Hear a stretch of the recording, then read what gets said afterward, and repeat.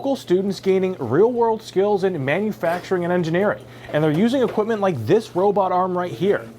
In online public schools, students spend most of their time in front of screens interacting with peers and teachers virtually, but on Tuesday it was different.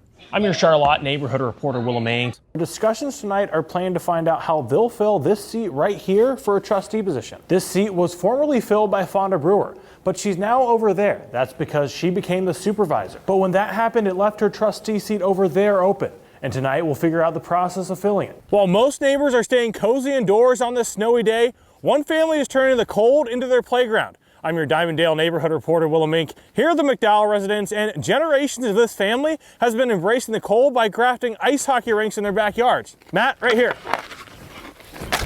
Yeah, baby. Matt Hasbany's childhood winters meant being outdoors. Outdoor rinks. In Lansing, there was 11 outdoor rinks back in the 50s and 60s. He says those were public rinks, and he decided to bring that tradition to his own home. Yeah, it's a way of life. We've had a rink since 1982. We used to flood them every year in my backyard. He's 72 now and still out here playing the game he loves.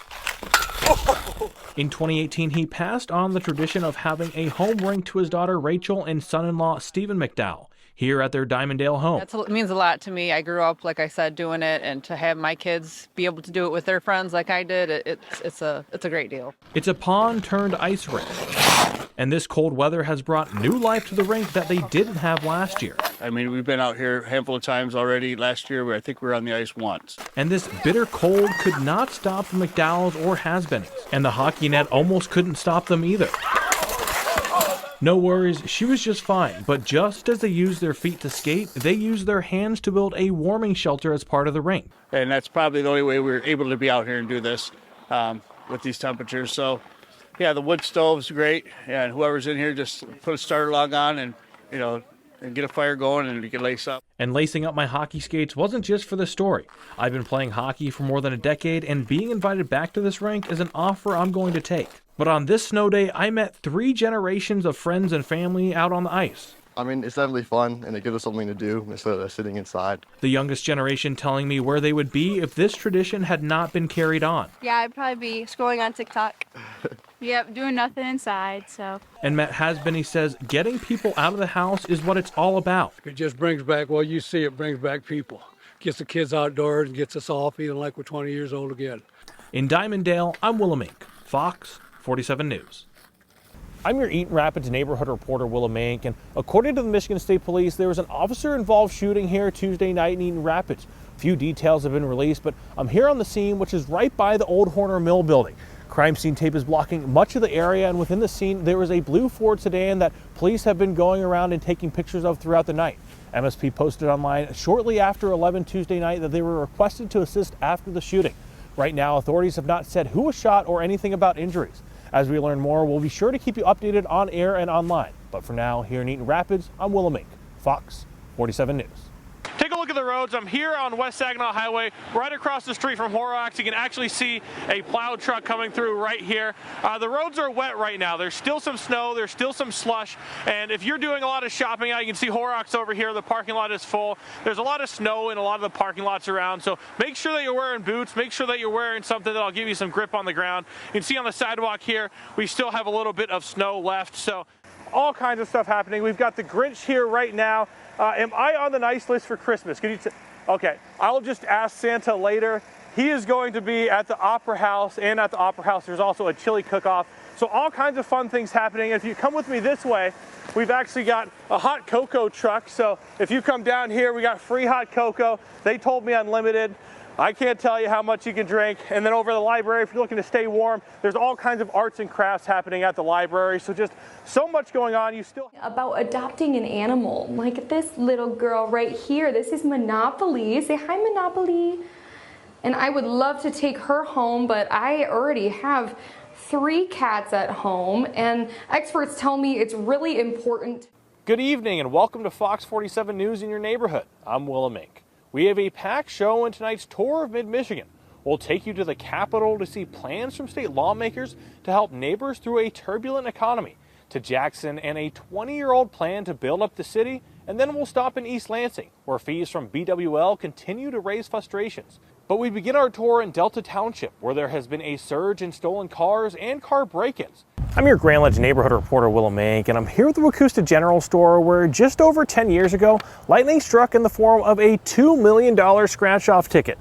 And now with Powerball fever spreading across the state and the jackpot reaching $1.4 billion, I'm talking to neighbors and the store manager about luck, lottery dreams, and whether or not where you buy your ticket matters.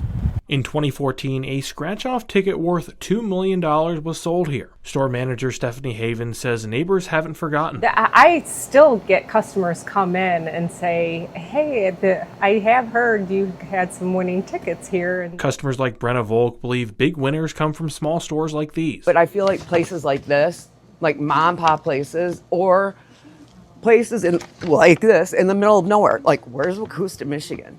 I feel like a lot of them come out of those types of places. The Powerball drawing is tonight just before 11 o'clock. I'm your Eaton Rapids neighborhood reporter, Lemmink, and this Christmas, an owl is getting the gift of care after it was found on the side of the road in a bag. It was very hard holding her for the first time. She just kind of laid in my arms and she looked at me like, what are you going to do to me now?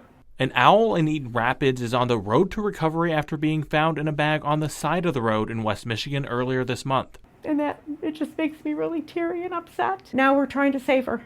The great horned owl was transferred to Wildside Rehabilitation and Education Center in Eaton Rapids, where she's now receiving care. This is what we do. This is what we love to do. Louise Sagert is the founder and executive director of Wildside, which has been nursing injured, orphaned, or sick wildlife back to health for the past 30 years. Volunteers at the center are helping the owl named Winter on her path to recovery, caring for her injured foot, which had been tightly bound by a zip tie, causing serious injury and infection. She is not eating on her own, but we're hand feeding her and she's taking it well. So, all those are very good signs for us. And the fact that she has blood supply in that foot and can move that foot, we're just very happy about that.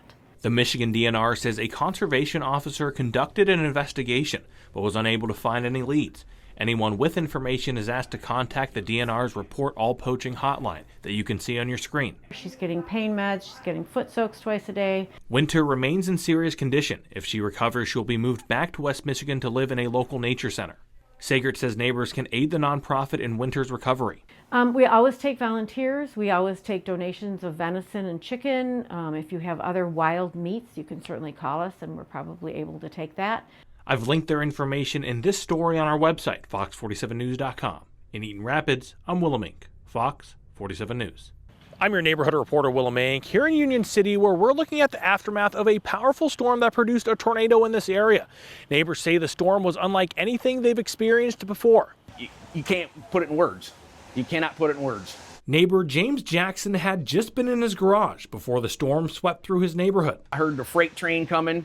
I got in the house, was going down in the basement, and I could hear trees snapping, snap, snap, snap, all over. Jackson said he's counting his blessings as much of the damage on his property was trees, shingles, and windows.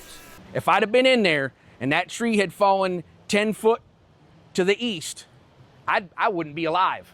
At nearby Union Lake, drone video from the Michigan State Police shows the devastation.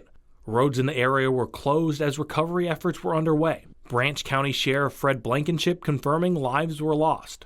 We did have 3 fatalities here last night. We had 12 people injured as well. Union City Community School Superintendent Patrick McCurr said neighbors have flooded the high school with donations.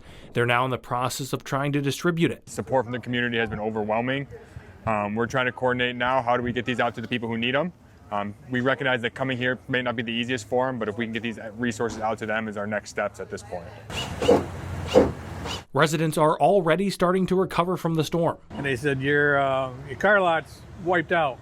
Part of Lee Haddon's building was ripped off by the storm, but he's choosing to see the silver lining. Fortunately, it wasn't that bad. Down the street, a church is now missing part of its roof. Power pole snapped and trees gone. Back with Jackson, he said he's still processing what all happened. I was amazed that my house survived what it did, but it's tore this town up. In Union City, I'm Lemmink, Fox 47 News.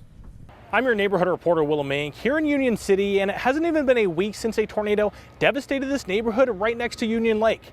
Now those same neighbors are dealing with more weather concerns. Here's what they told me about the ongoing recovery efforts. We've had a lot of friends down here helping out, ones that even used to live here. James Hoyt and his wife Sandra survived the tornado as it ripped apart their home.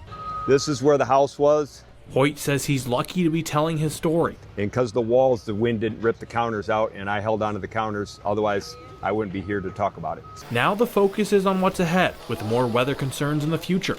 We're staying in town. I'm going to keep my eye really close to the phone. Tim Miner, Branch County's Emergency Management Director, says they're also keeping an eye on the weather. We are monitoring. We're in constant contact with people that are monitoring it for us. I just got a report moments ago, so we're continually watching it. Miner says plans are in place to be able to keep neighbors on the cleanup site safe. Shut down the work for the day. We had to during the first night of the event, and we had to shelter in place first responders with stop work, and then we got to resume. Back with Hoyt, he's reminding neighbors not to take chances and act early. You only got one life, and you don't want to spend it gambling that you want to stay on your couch. Here in Union City, I'm Lemmink, Fox 47 News.